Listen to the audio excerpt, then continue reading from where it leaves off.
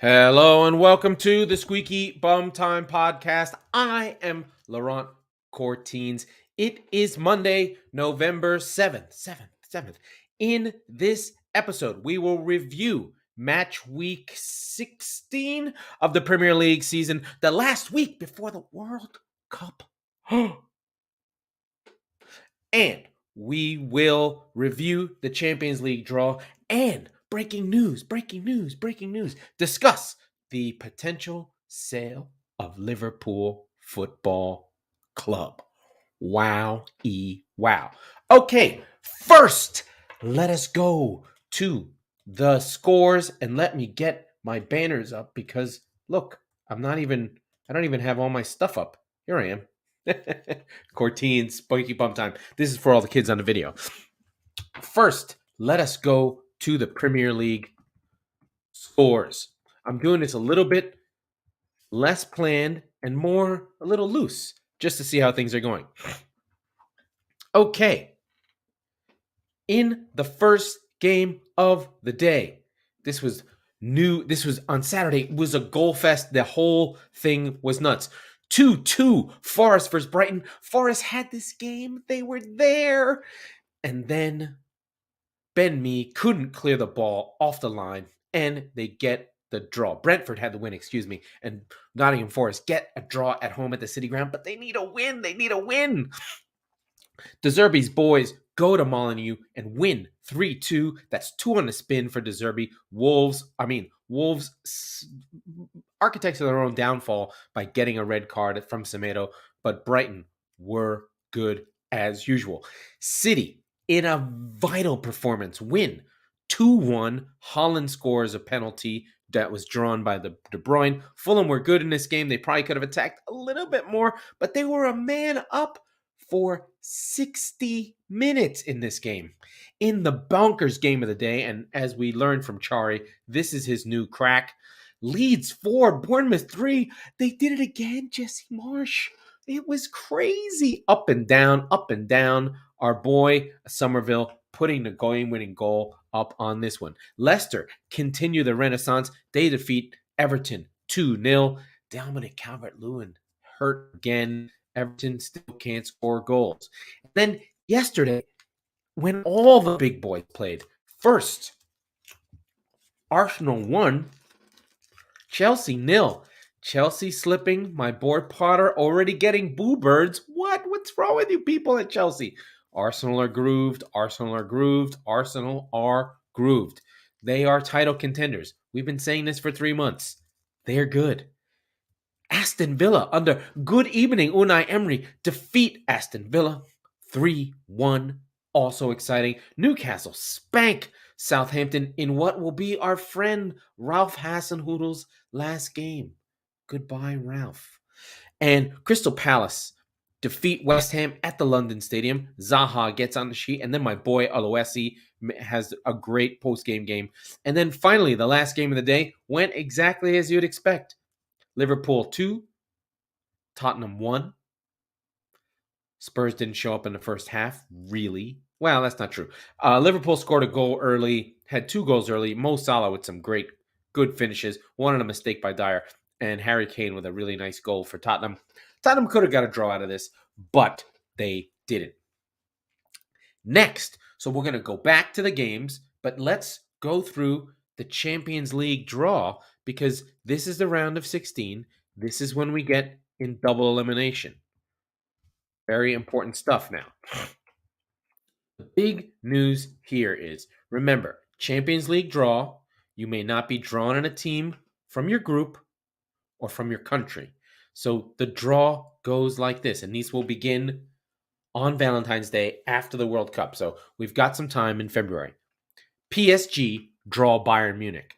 Bayern would be favorites. Tottenham get a fair draw, taking on AC Milan. Club Brugge gets Benfica.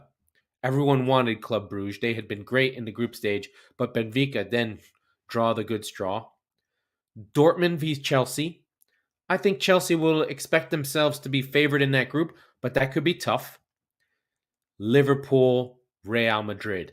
A battle of royalty. No one has an advantage. Liverpool have had a bad season, but by the time February rolls around, I would expect this will be close. Napoli draw another team that in Eintracht Frankfurt. Eintracht Frankfurt's real strength is their crowd, but Napoli have been so good. They should have no problem. City get RB Leipzig.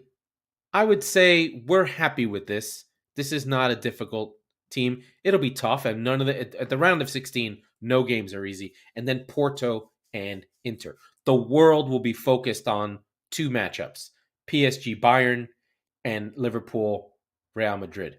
For PSG and Bayern, this is a life or death matchup. If either of those teams lose, their season is a wash because they both expect their whole season is based on this tournament. So PSG not winning their group and not getting the goals they needed against Maccabi Haifa and Porto getting them means they finish second, which means this is why you don't want to finish second in your group. You end up playing Bayern. Or if you're a Liverpool, you end up with Real Madrid. That Napoli victory was a big deal. Angela, your boys are in good shape. You might win the Scudetto. I think you might go nuts. So Napoli, pull through. But the Champions League is now on hiatus. PSG, Bayern, Milan, Tottenham, Club Brugge, Benfica, Dortmund, Chelsea, Liverpool, Real Madrid. Just crazy. Eintracht Frankfurt, Napoli, Leipzig, Man City in a battle of two teams with no history. That'll be the narrative. Inter versus Porto. Old-time champions. Okay, back to the Premier League. And I want to go to Chelsea versus Arsenal. Okay. First, Arsenal. We need to stop with the idea that this team can't win the league. There is a constant narrative around young teams. This happens in every sport. This happens with experience.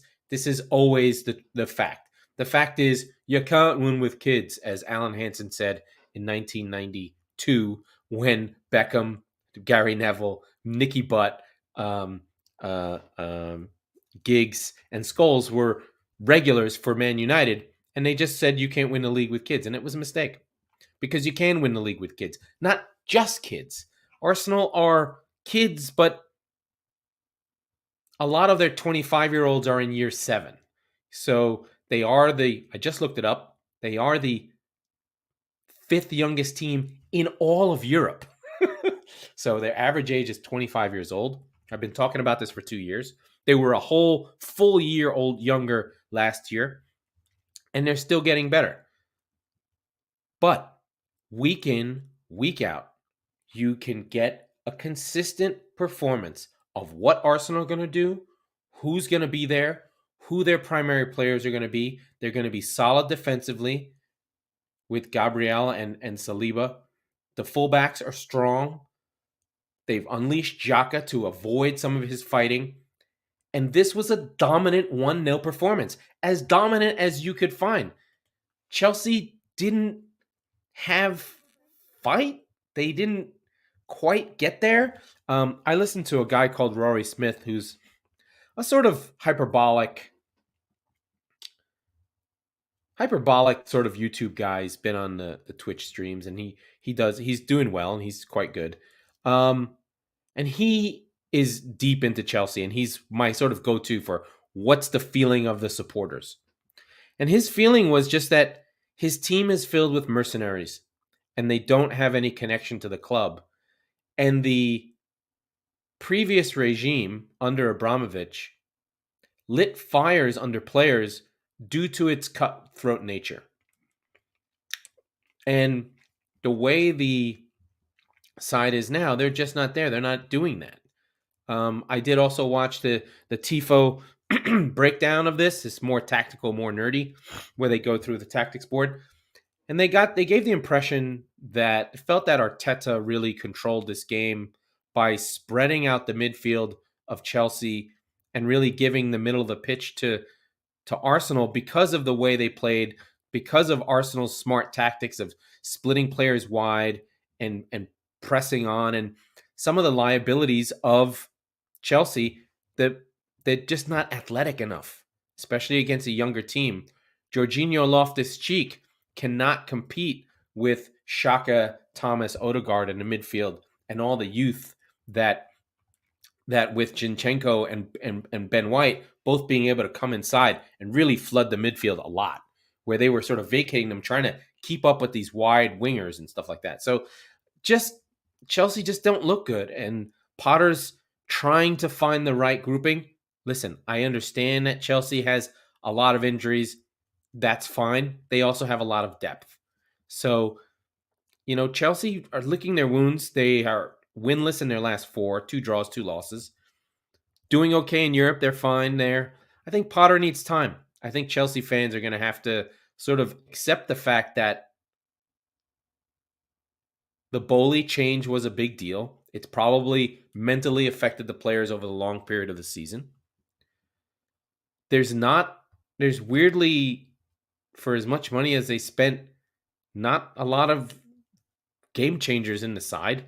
I'm looking at the side here. It's, Aubameyang is not great. Havertz is not great. Mount is the only really player that can create from the midfield. And Raheem Sterling, I told you, is not that good. He's good. No, sorry, I'm just kidding around, but he's not a finisher. And he needs things set up for him so that he can do his thing. And without Conte and without Chilwell and without Koulibaly and without Reece James and without Kepa, Chelsea just tried to hang on. Now, the 1-0 score looks okay, but they were dominated. And Chelsea at home losing to Arsenal is a big deal. So it's not hyperbolic. It's not the end of the world. They're going to be fine. But they have to right the ship and get themselves back together and then back onto Arsenal. This team is going to be there with City at the end. It's going to be City and Arsenal. And like we said before, no team with this many points at this point in the season has ever finished less than second. The only team that finished less than second with this many points at this point in the season was the famous Kevin Keegan Newcastle team called the Entertainers, who folded down the stretch. They had an epic collapse against United. Otherwise, Arsenal are on a winning trajectory. We know, Liverpool fans, Manny, that City sort of break these molds. They break history. So City is going to be on 90, 91 points, 92 points. Arsenal are on that path. But can they stay there? That is a difficult task. We don't know yet. It's all unknown. But they could do it. No reason they can't. So, Arsenal, yowza. Really, really good right now. Really, really good right now. Let's head to City. I know this game is not sexy from a, it's City versus Fulham. Why is this game important? For City fans, this was weirdly a super duper important game. It became one after Cancelo was sent off on 26. City already had a 1-goal lead. Alvarez had scored. He was playing for Holland. Holland's foot was hurt. Gundogan, really nice through ball right through the defense. And let me tell you, Julian Alvarez is the real deal. If it wasn't for fucking Erling Haaland, we would, it might be Alvarez who's on 12 goals by now. He's really, really good. And I recommend getting a hold of him. So here we go. Cancelo is in the team. Grealish is in the team. Things aren't disjointed. City aren't creating as much. They're still in control. They're still City, but this was a match where there was a lot of high emotion, and the City players took the challenge. So down a man, the midfield three of Bernardo, and De Bruyne refused, and Rodri. Sorry, I think De Bruyne's probably listed as higher up. Rodri, De Bruyne, Gundogan. They refused to let this team lose. They refused to let City play in a different way. They played as though they had 11 because City's midfielders dropped into defense when they needed to defend, moved up to fill spaces. They were everywhere. De Bruyne, Silva, Gundogan, Rodri. Rodri dropped into central defense when he needed to. It was a performance of champions, and the team took that on. I think there was a sense that this game could be won. Fulham took 2 shots on target. One of them was their goal. Really not much going on. No Mitrovic for them. But another thing about this game was the crowd at the Etihad. I am aware, and I have lauded and damaged and hurt and get hurt by my own team, that it's not Anfield, that it's not St. James's Park. It's the Etihad. It's a leftover stadium from a Commonwealth game from the year 2000. So it's sort of like the London Stadium. It's got the same feel, and it can be flat. But this game, for some reason, the fans sensed the effort that the players were giving. Guardiola was ginning up the players, the fans, and it bounced. It had energy, and that was different. That was something else that City does not have. And if that's what City's like when we have full fan support, then God damn it, let's get more fan support. At the end of this game, Guardiola went nuts. He jumped up and down. He was demonstrative. He made the players do a lap of honor. He wanted to acknowledge that the fans pushed the team forward. Haaland almost scored a goal, was called offside. I mean, once he came on with Foden, it's like an attacking duo comes on. I think everyone will agree at this point that, Foden, the best front line is De Bruyne, Foden, and Silva. The team just functions better when it's got Gundogan and Rodri with De Bruyne and Silva, and then Foden and Haaland as the 2 primary strikers. I mean, John Stones was killing it at right back. I mean, there's so many heroes in this game. Just an amazing game, and the fans picked up on it. It was an amazing performance and an amazing feeling. Just a different maker, the kind of game that City fans needed and wanted. So really good stuff from City. And I'll jump on to United. So United ran into Unai Emery and a buzzsaw that they just weren't prepared for. They seemed to not be ready for Aston Villa's fire, fight, spacing, tactics.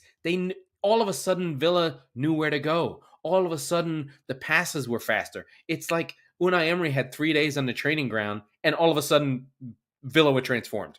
Now, Manny, hello. Manny, who's on our WhatsApp chat, please let us know in the comments if you want a hold of that. And please subscribe to the show. Manny pointed out that, we're going to talk about how Unai Emery changed the team. He may not have. And players may have been playing on emotion. But whatever the case was, I watched Gerrard. If you listen to this pod a lot, I really thought Gerrard would be good. And he wasn't. But fair play to Villa. They fucking came. They punched United in the mouth. United did respond. They did pull a goal back from Shaw. And you kind of thought, maybe the second half, United will pull this out for a draw or something. But a second goal from Ramsey really made a difference. And once it went up to 3-1, it didn't look like United had it in them to pull out of it. Not a lot of shots in this game, but a decent amount of strong chances. I will shout out John Santana, the old man in the shoe, calling out Tyrone Mings, who is everywhere and kicking ass. One sad note: Johnny Van Der Beek. You can't play for United. Sorry, you're just not allowed. There was no Fernandez because he missed a game, so they were missing that creativity. But the Villa were just so good. Leon Bailey terrorized um, terrorized Luke Shaw. He was moving around. He was everywhere. I will give another shout out to Lissandro Martinez. What an amazing shithouser. But he couldn't defend everywhere. So there were just giant gaps. Didn't seem like Casemiro could get in a game or affect anything. Ronaldo didn't do much. Kind of had the team sputtering the way he does. When he plays, I mean, he seemed to be trying hard, but he's out of form. He doesn't play all the time, so he can't really get his mojo back on to help the team score. They have a youngster, Alessandro, or what's his Alejandro? What is he? What is this? Alejandro Garnacho, young kid from Spain playing for United. He's got the look. I thought when I watched him, he had all the moves and the tricks. He just held the ball too long. Like, there were moments that he should have shot. There were moments that he should have gotten off the ball. The difference when you're coming up to these top level games to the Premier League is you cannot stay on the ball. You have got to move it. If there's an opportunity, you do it. So he was good, but United just couldn't get off the schneid and move things forward. Now, I'm talking about the big teams and all the teams that are in the top of the league, and we will get to Liverpool and Tottenham. But I do want to give a big shout to Newcastle. The machine keeps rolling. I'm not going to go through this game. Granted, it was versus Southampton, no big deal. But Almiron, Chris Wood, Vila, Kumar, Bruno Guimaraes, they fucking kicked ass again. They're sitting in third. If you can be a top four team without anyone knowing, this is about where Newcastle is. I believe they play Chelsea next, and we're going to go to Chelsea. We're going to go check in on that in a minute. But yeah, Newcastle, just really good. Another team, weirdly, like Arsenal, a lot less turnover, a lot of things coming together. It's the 1-year anniversary of Eddie Howe. He's got a top 4 club on his hands. He's done an amazing coaching job. I think we all thought that he was good when he was at Bournemouth, but they could never defend. And maybe he was a one-club guy, and he had left Bournemouth for Burnley, failed at Burnley, went back to Bournemouth. Now, he did bring Bournemouth up 3 levels and kept them out of relegation after a 10-point deduction, but he never really progressed and their transfers didn't really work, and Bournemouth was kind of weird under them. They kind of fizzled out, and he really couldn't keep them from the drop. But what he's doing with Newcastle is fantastic, and those fans deserve it. I think everyone is pulling for Newcastle who's not, nobody hates Newcastle. Did someone say they hate Newcastle? Somebody hates Newcastle. I'm sure they're out there somewhere. But I think I'd be remiss if I didn't go to the other one of our friends in the top 4, and that's for the pod. I probably put City before this game. I probably shouldn't have. But Liverpool 2, Tottenham 1. Same old. Salah on the score sheet, Kane for Tottenham, and Tottenham not being good enough. No, it was weird seeing Ivan Perisic playing up top with Kane. It was still defensive, 5-3-2 from Spurs at home. They did have the outball with Sessegnon, and Spurs did attack Trent Alexander-Arnold a lot, and he did get in behind. Sessegnon did have some chances, but Konate was there. He hadn't been playing for a while, and he protected Alexander-Arnold enough, and Elliott supported him enough. And the goal came, from a really good run and a really good pass to Salah, who just picks it up. Nunez makes the run. They both kind of run together, pushing the defenders back. Nunez keeps his head up, takes the pass, hands it off to Salah. Salah, touch, left foot, boom. I thought Sessegnon was close and maybe should have been closer, but the first goal from Salah was pure class, pure Salah. He's getting more central and staying out from being so wide, and I think that's really helping. He's trying to be closer to Nunez, and that's making things work. But the second half was tough. I think Spurs were okay. I think this game was pretty even. I wouldn't say it was a bad Spurs performance. It's just they don't get going until they're behind, and especially the first half is usually problematic. Second half was much better. Much, much better from Spurs. They hit the post twice. One was sort of a fumbled one from Allison, and then Perisic just literally just hit it hard. Kulusevski came on. He made a difference for Spurs, and they're just getting there. I'm not sure what to make of them. I wish Mike was here to sort of really talk through some of the Spurs stuff. He's very frustrated with Conte. Conte seems frustrated with the team. Although I will say that Kane looks really good. He was very much into this game. So it's good for England that Kane's playing well. Bad for Spurs that they can't really get themselves together. I was hoping that Bryan Hill would put some different kind of flair, but it doesn't look like Conte's ready to trust his defense at all. And Derek Dyer showed why. Because he made a mistake and gave up a goal. He did something stupid. They just don't have good enough defenders to be a defensive team. So what they should do, I don't know. I thought Basuma, again, was really good. The three of Højbjerg, Betancourt, and Basuma is really good. I just wish that there wouldn't be five at the back. I just wish it was a four. The wing backs aren't good enough, and so you might as well just put another attacking player in and just be a 4-3-3 and really take advantage of Basuma's legs and ability to sort of, of Højbjerg, or one of them can sit. Maybe they just need one to decide to be the creative player. And try and be like City and Arsenal. Attacking sixes with a holding eight. Come on, let's get involved. So that's where Spurs were. The less said about Liverpool, the better. I fucking hated it. I hated that they scored the 2 goals. As a City fan, I just kind of see Salah and I go, oh, you fucking Salah. And then I kind of, once they scored the second goal, I was like, Spurs aren't going to goddamn come out from this fucking game. So it was frustrating. But what can you do? What can you do? It's fucking Liverpool. They're good. That's why you get Real Madrid, you fuckers. You eat a bag of dicks. Bouncing around a little bit more. I didn't get to watch many other games because there was a bit of a glut of games all at once. But the Leeds game was just to give some talk about this. You know, Leeds went up a goal. Then they got pulled back by Marcus Tavernier. They were down 3-1 all in the first half. Solanke with another goal. He's been turning into a really good player. Then Sam Greenwood comes off the bench, rips in a screamer. Then super Leeds captain Liam Cooper on a header on 68. And then on the break, so Bournemouth have a free kick in midfield. They play it into the box. It bounces around. Then the new boys for Leeds just take off. Somerville and Wilfred Gnotto. What an amazing break.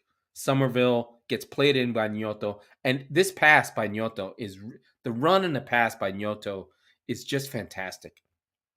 Such a little powerhouse, tiny little guy. He rides a couple challenges, then lays it off, just somehow finds the chill and the calm to just lay it right into Crescencio Somerville's path, and he finishes it over Travers. One thing to note for Bournemouth, they need their keeper back. Remember last year we talked about Raya being out for Brentford, and that coincided with their dip. You need good goalkeepers. And when you have a bad one, it really makes a difference. So Travers is just not good. He was the goalkeeper who gave up the 9 to Liverpool, and Neto, who had been there, was one of the best at saving goals in the league.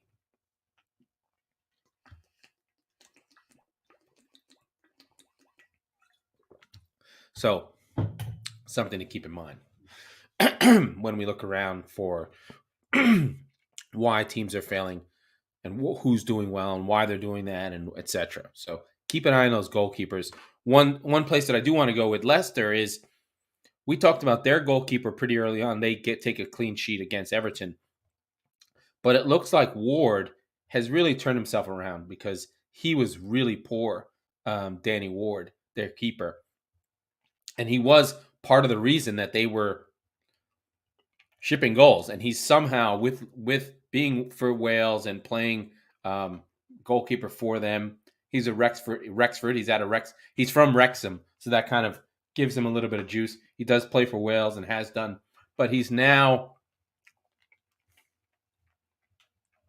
picked himself up, and he's sort of getting clean sheets. I think he's gotten 4 of the last 5 games for Leicester have been clean sheets. So your goalkeepers get into form and out of form as well. So Danny Ward, good for him. Just want to give him a shout out for Leicester, how he's turned that team's defense along with Face around. Madison, incredible. Tielemans, another wonder goal. Just some performers of the week. Want to call out a few players. Somerville for the goal at Leeds, incredible stuff. Miguel Almiron, another goal for Newcastle. I think his 7th in 6 games. Another player I want to call out, Cairo Matomo for Brighton. He's been incredible. He's a difference maker. Young Japanese player. We'll see him at the World Cup. Someone to keep an eye on. Really good winger. Scored a headed goal. And then in the Palace West Ham game that I haven't covered yet, my guy Michael Olise in the 94th minute kept on trying to cut in on his left foot and smooth it home, taking a few shots like that before. They kept on going wide, but he finally got one in the end. And if you can do something, please go see Michael Oluse's post-game interview. It's something. He gives 4 one-word answers, and it's pretty hilarious. And he has nothing to say. It's pretty funny. I'm still sick. My throat's hurting, and if you haven't noticed, I've been popping my lozenges. So I'm gonna go. That was the Squeaky Bum Time podcast with Laurent Courtine. We are members of the Chop Sports Network. You can find us on FanHub as well. We record on Tuesdays and Fridays, so be sure to record the show. So be sure to subscribe to the show wherever you get your podcast so you never miss an episode. And if you're on Apple, please rate and review the show. Mike will be back soon, and we have new news coming soon. So that is that. World Cup reviews, previews next week sometime.